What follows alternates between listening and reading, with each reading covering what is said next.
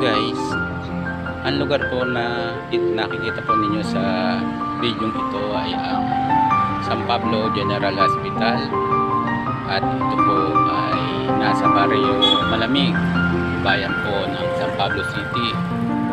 At ang lugar na ito ay kilalang kilala po sa pagtulong po sa ating mga kapuspalad na San Pableño, at ito po ay nasa area po ng naturang address, at ito po ay papunta sa lugar po ng San Ignacio, samantalang ito po ay papunta po sa lugar po ng San Pablo City.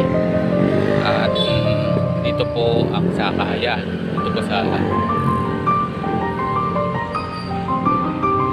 tricycle. At